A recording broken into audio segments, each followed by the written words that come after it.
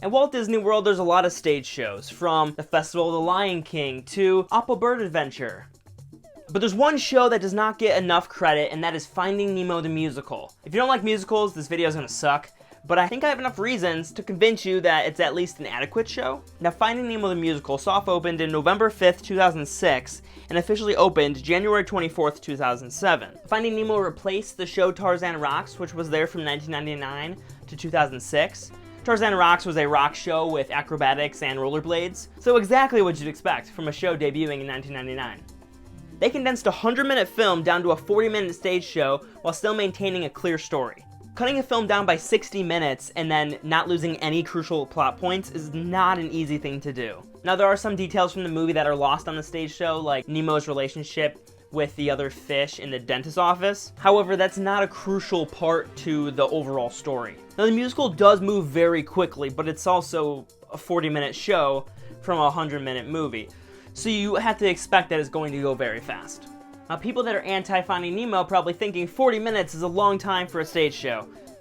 And I agree. When you have fast passes to get to, dining reservations, all the other rides that you want to get to, squeezing in a 40-minute stage show is probably not on the high priority list. However, it is good for the park. Putting up a musical in a theme park is a positive for the park because a lot of guests can fit into the theater space, which alleviates other areas of the park.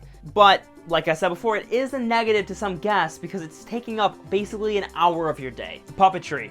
The puppets make the show. That's probably a reason why I would go, solely just to see the puppets, but I also love musicals. The puppets in the show are some of the best I've ever seen in a Disney theme park. They're expressive, beautifully designed, and look like the characters in the movie. A big portion of the puppet success is the puppeteers. Without them, they would just be sacks of felt.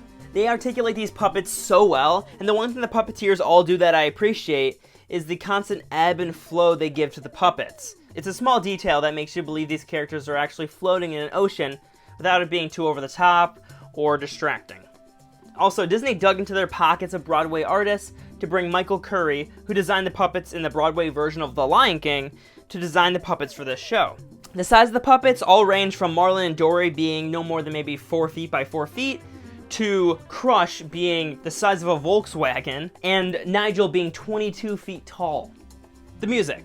Not only is the music just very catchy and fun, and it will get stuck in your head all day. The music was composed by Robert Lopez and Christian Anderson Lopez, who wrote the music for Frozen, Frozen 2, Coco, and the Tony-winning musical Avenue Q. Kristen had written a 15-minute a cappella version of the story of Oedipus, which was read by someone at Disney. After reading her story, Disney saw her as a perfect fit for condensing material and offered her a chance to pitch for the Finding Nemo musical.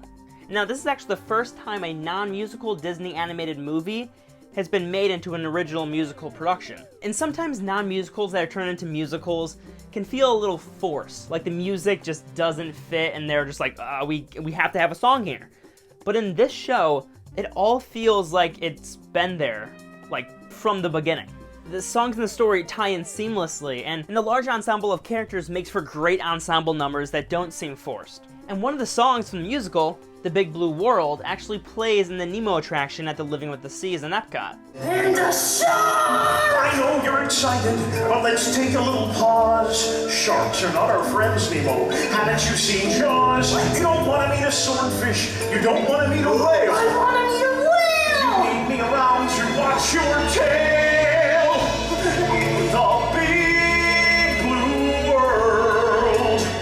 We're just a little fish. And it's one of those songs that gets stuck in my head, and I only know like 3 words, like, in the big blue world, da da da da da da, I don't know the rest. The soundtrack is what you expect from a musical, with some fast songs, some slow, that song that gets your heart beating and you feel sad for Nemo. You're like, Nemo, you'll do it. You'll make it. Nemo, you'll find your papa. And the theme of a big world is used throughout many of the songs. And along with that, the Big Blue World melody or chorus? I don't know music that well, but a part of that song is used throughout the other songs to reprise it or something. I like musicals. I don't know the technical stuff. Also, there's a 60s style surfer rock song by Crush. It's a cool one. Full Broadway production quality. I'm still blown away by how hard Disney went into this musical. They did not mess around. They pulled off all the things they could think of. I'm talking puppets, aerial stunts, special effects, large moving set pieces, bubbles. Yeah, there's bubbles. This show does not hold back on the production value, and that only adds to the excitement of the show. At one point, Marlin and Dory are hoisted into the air on wires to jump across the jellyfish, like in that scene in the film, and it's a really cool way to pull off that scene and bring some cool, fun aerial stunts into the show.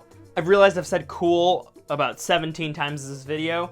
I will expand my vocabulary soon. Now, I already mentioned the puppets, but it's just a huge part of the show, and it's a reason we have to just talk about it again. The way their mouths move, they blink, they're very expressive, and it's all thanks to the puppeteers, honestly. They really bring these characters to life, and without them, like I said before, sack of felt.